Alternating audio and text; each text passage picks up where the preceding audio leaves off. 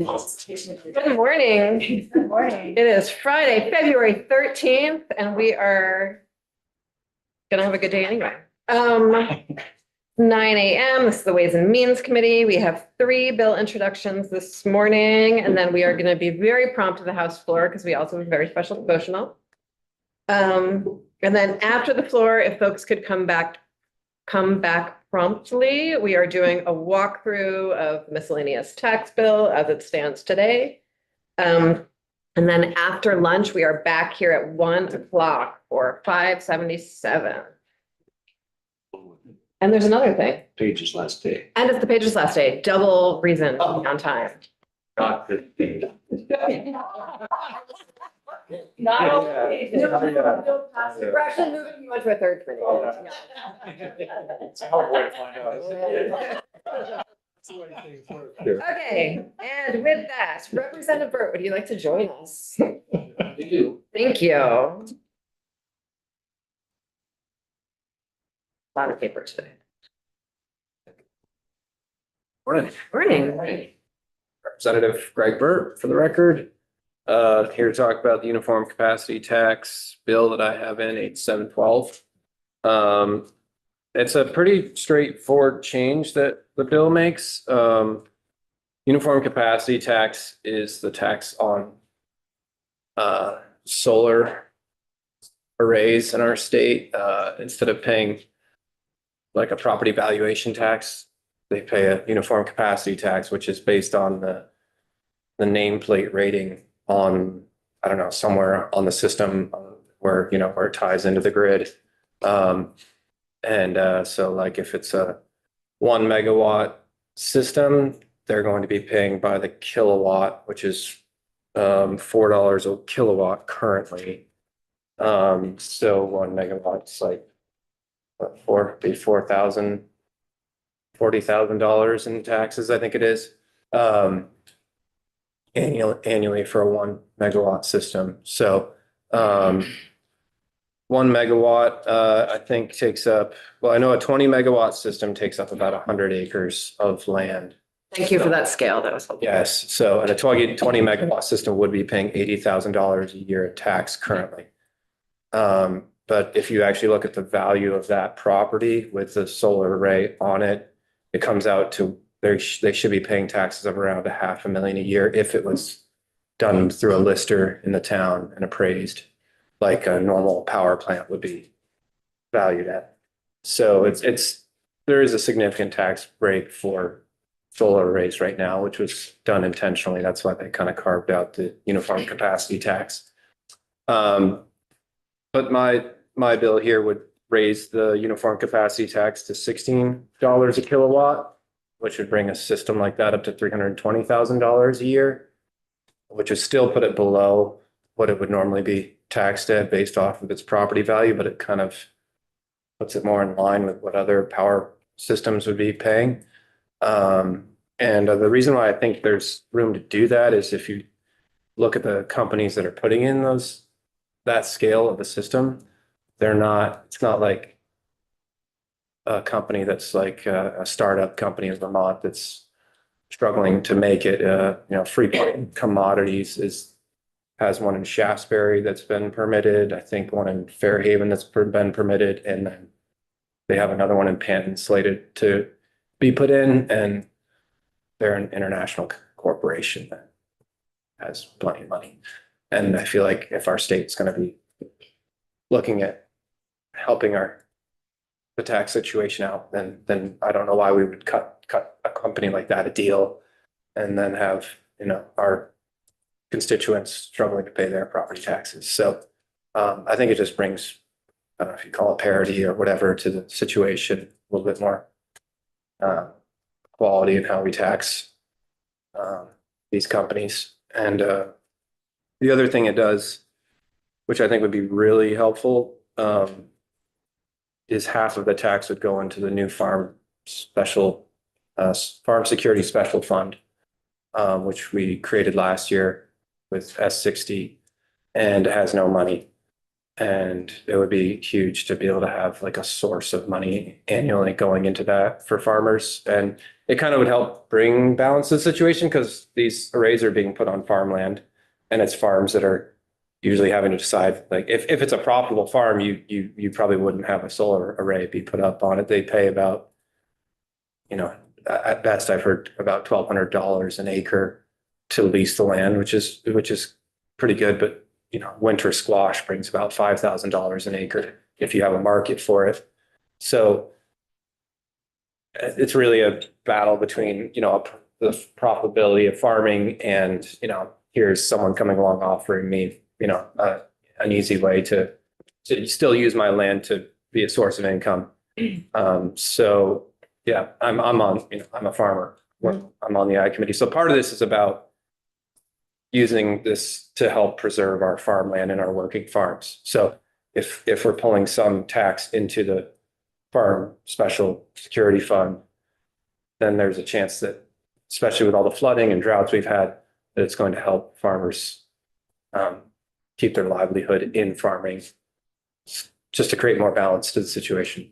So we're doing a lot to change sort of our appraisal process, and we've moved sort of utility valuation to be much more consistent and all just sort of within the property tax over the last couple of years. And it's interesting that we have left this out. And then sort of what you said about the desire, the longstanding desire for a discount in order to incentivize the behavior, we like sort of have the mechanism of current use to do that in other cases. And so it's just, I don't know, it's interesting that this is sort of has been sitting as a separate tax, and when we've created other systems that are sort of more consistent to meet those same policy goals. So I appreciate you bringing this forward. Yeah. Yeah, so very, would this be applied to existing, already up and running farms as well? yeah, to solar arrays. Yeah, to solar, the owners of the solar arrays. Right. Yeah. Yeah, not just those going forward. It wouldn't trigger until you're at a 50 kilowatt capacity, which it's about the size of a tennis court. So anything at a tennis court size array down would still is already exempt from uniform capacity tax. So like homeowners with rooftop solar, small scale solar is exempt currently, and they would remain exempt. So it's really when you get to like utility scale, what this bill is talking about. Yes. Yeah. Representative. Just to elaborate on Representative Burt's talking about, you maybe read a story about Lowell's proposed wind solar project on 44 acres of prime ag land, it's a hayfield. 33 acres of it will be taken up by 15,000 solar panels. The group that's proposing it has implemented, I believe, 25 solar projects, and my understanding is they've retained only 4 of them. So again, and they're big corporations that are involved, and yeah, and as far as the lister goes, right, we can only assess the land as the land stands today. So it's quite a conundrum for, especially small towns. I mean, if the developer was to go, 100 miles south towards Woodstock, the price they would have paid for that 44 acres would probably have been at least 4 times as much. So it's, they're calculated, and this would, if it was, there's some other initiatives that are out there as well that I think will help this, but this would also help. Thank you. Thank you so. Go ahead, I was Representative. just gonna say, I also appreciate you bringing forward a funding mechanism for the farm fund, because that's one of my pet peeves with me. Create a fund, there's no actual money there, and so I really appreciate that, because it's a very important program. I did debate about whether or not to introduce just a repeal of the UCT, and then it would go through, just a normal appraisal process. And a part of it for me is like, having this system already here creates a mechanism to fund that. So, yeah. Appreciate it. Thank you so much for coming.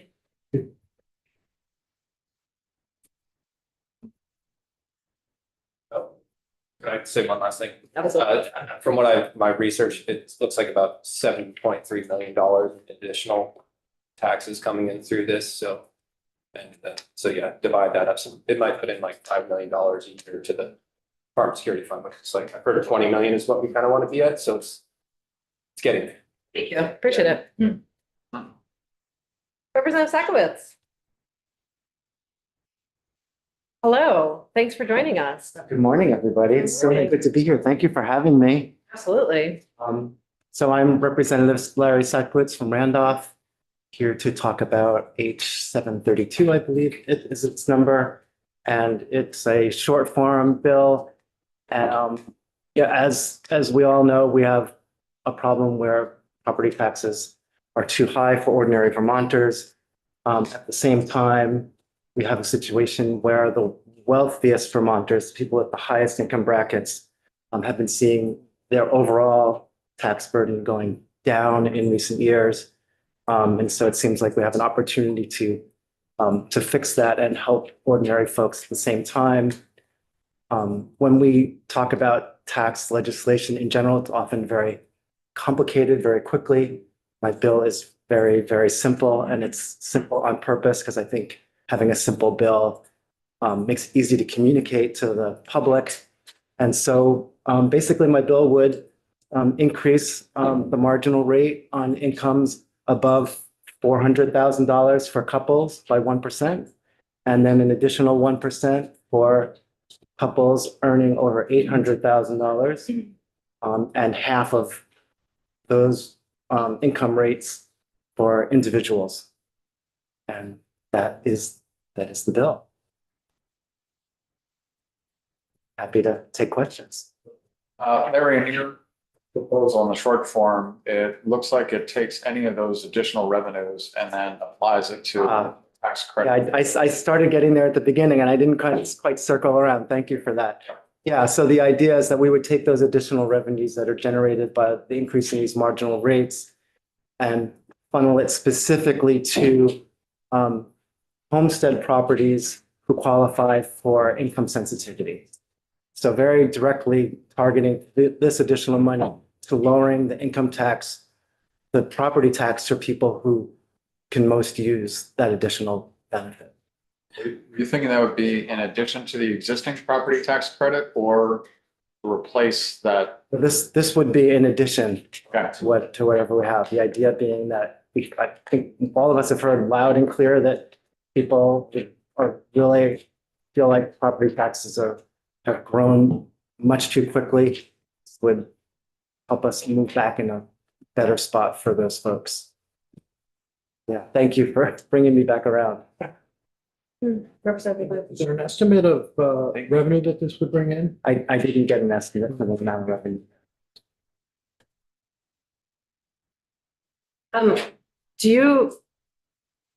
The reason to have your thresholds different for single and married filing jointly? But just on the presumption that married jointly folks have higher incomes than individuals do, and so it seems like the threshold should be different. The bill is really intended to be the start of a conversation around an idea, which is about increasing the rates on our highest income earners and funneling that money to the people who most need to be relieved of the burden of their property taxes. And the exact numbers of how we do that is something which would require a lot more testimony and research. It's a short form bill, and it's basically meant to just give that general idea. I'm sorry your testimony is so interrupted today, but I am trying very hard to focus and I appreciate what you're describing. Okay. Any further questions? Yes, Representative Mass. Thank you. Larry, I guess. I commend you for trying to distinguish between higher income people and lower, particularly couples are not. I guess my experience is married couples, like anything, they can be clever on how they deal with income. So I'm not sure that your logic carries through on who you pay higher, pay, even higher than that. So just a comment for you. As Yeah. you work through on this. Yeah, no, I know things in this room get complicated very quickly.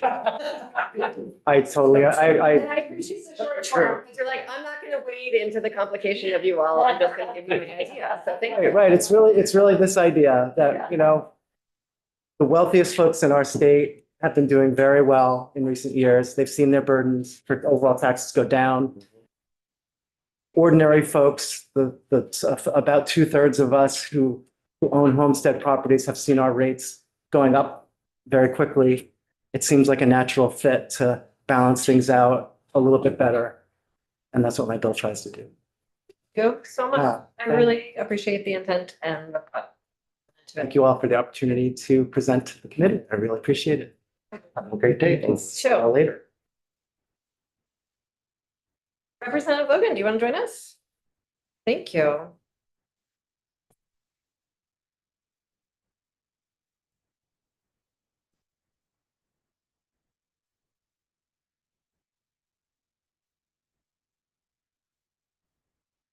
Good morning. Thank you.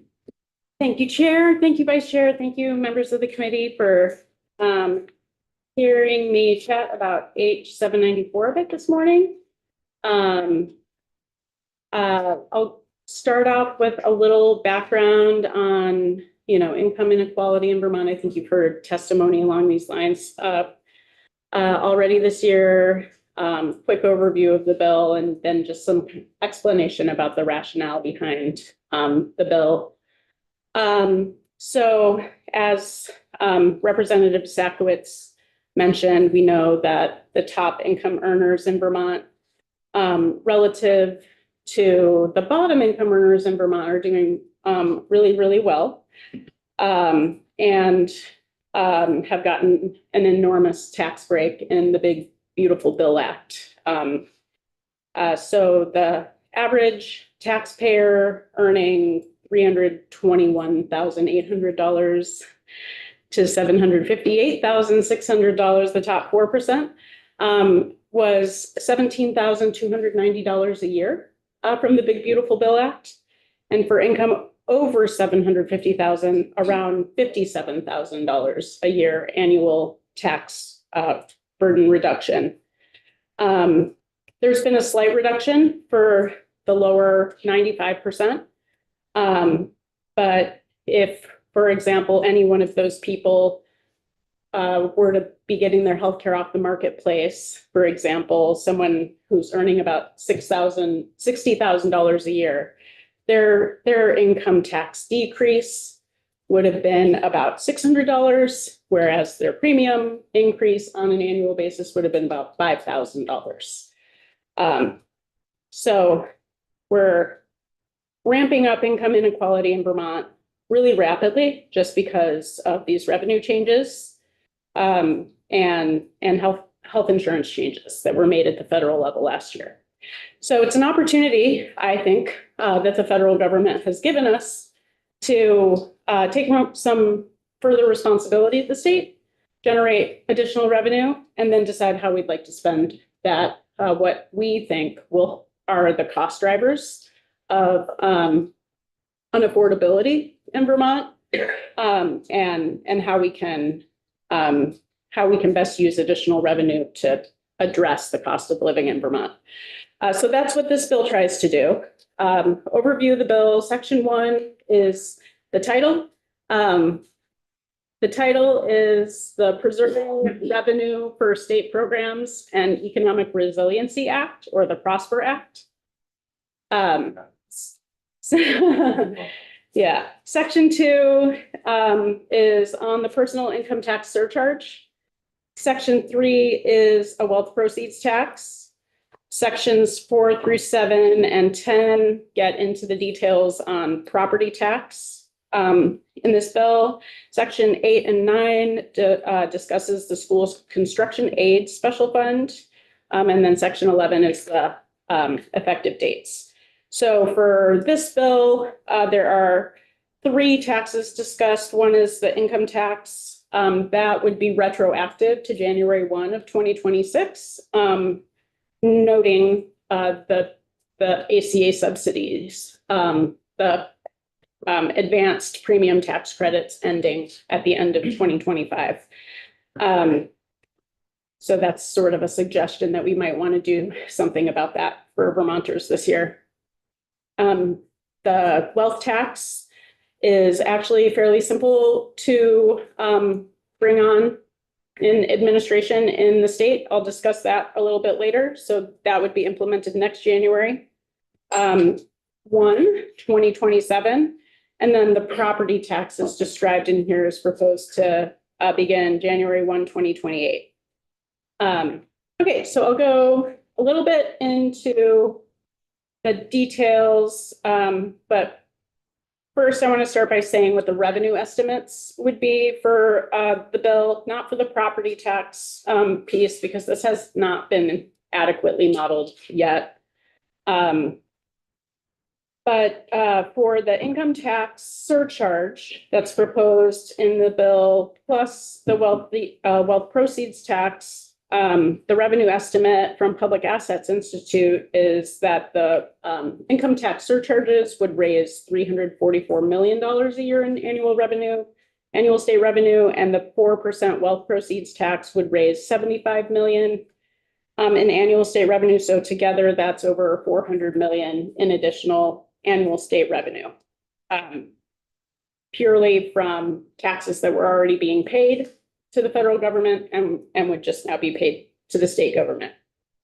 The surcharge option in my legislation is based on a plan to recapture revenue that went to the federal government prior to the implementation of President Trump's Big Beautiful Bill Act, plus our original plan from the prior session of a 3% surcharge on income over $500,000. So the recapture plan is a 2% surcharge on income over $250,000 and an additional 3% surcharge on income over $500,000. Those would recapture 100% of the federal tax cut for the top 1% of income earners and approximately 10% of the federal tax cut for the next 4%. So a far more modest increase for those earning from, the 95th to 99th percentile. The argument for adding in the original 3% additional surcharge that we had proposed in the last session is that our tax system was already unfair. And highest income earners in Vermont weren't paying their fair share in taxes. And we know, in fact, that many middle income families were paying more taxes on an annual basis than the highest income earning families as a percentage of their income. So overall, that would be a 2% surcharge on income from $258,000 to $500,000, and then an additional 6% on all income over $500,000, only impacting the top 95% or the top 5% of income earners in Vermont. The wealth proceeds tax is, I know, something that we've been interested in thinking about how we might implement a tax on wealth in Vermont. This would use, what I've proposed would use a federal tax form called the net investment income tax that only applies to the proceeds of wealth for high income households. So it's just modeling on a federal instrument that already exists. This makes implementation simple. So the mechanism of using the NIIT federal tax form to tax the proceeds of wealth was implemented in Minnesota already. The wealth proceeds tax is only putting a surcharge on the proceeds of wealth, not taxing wealth itself. So increasing taxes on things like capital gains, interest, and dividends. The majority of the income that wealth proceeds tax would tax receives preferential treatment at the federal level, meaning it's taxed at a lower rate than earned income. So assessing an additional tax on this form of wealth sort of screws it up in terms of tax fairness. And then finally, the bill establishes classifications for property types, new property taxes, would establish a non-homestead residential tax rate as, different from seasonal homes, commercial property, and sets the non-residential or the non-homestead residential rate at a factor of 2 to the residential tax rate and a factor of 1 for the other property classifications. That revenue, again, we don't have an estimate on the revenue that would be generated from that tax, but in the bill, the tax would be allocated to the school construction aid special fund.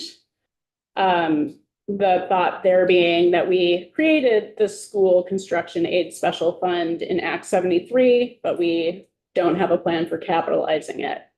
I think that there are other uses that the legislature wants to make out of a tax on second homes that would lower, for example, the residential property tax rate for and provide that tax relief that we've been wanting to achieve. So my suggestion in that case would be to capitalize the school construction aid special fund with a tax on seasonal homes, a property tax surcharge on seasonal homes with a value of $1 million or more. Thank you. I think that's it. Representative. Thank you. Representatives. There are a lot of moving parts. Yes, there A lot of are. things in your bill, and they're all worthy of discussion. And we're, the first week of this session, someone might suggest you divide your bill into several different bills, and we could take them up one at a time. Not my business to say that, except to say each one of your major components will take some time to sort through. And we and the other committees will do the best we can with your multifaceted initiative. So this is a comment for now. Thank you. I appreciate that. Yeah, I do think that we're working with information that is pretty well known Understood. for this bill. And I'd say the reason for putting them all in one bill, one section of the bill says that the revenue from the income tax and the wealth proceeds tax would be allocated towards the implementation of Act 48, the bill to implement single payer healthcare in Vermont. So the argument here for this bill is that the most significant costs that Vermonters are facing right now that are really making life unaffordable here are healthcare and our public education system. We want to be able to provide funding for school construction. We want to maintain a really high level of educational services. I think we all agree on that. We know that one of the largest cost drivers of our education system is healthcare. And with $400 million in annual state revenue, based on estimates from universal primary care advocates, we could implement universal primary care almost immediately in Vermont and have funds left over to look at how we might implement a full single payer healthcare system in the state over the next several years. Thank you, Kate. We spent quite a bit of time on sort of income surcharges here, and I really appreciate sort of how you thought about the direction and how things lined up. It's really wise. And I think you'll probably be happy to see that we are moving tax classifications forward. And we're fairly close to finishing with that work for the year. And we have not spent any time on the net investment income tax, and so appreciate you flagging it for all of us. Yeah, thank you. Yeah, thank you. Thank you. So folks, we're gonna go to the floor and we'll be back here 5 minutes after the floor to pick up whatever the next thing is. I said we're gonna pick up miscellaneous tax.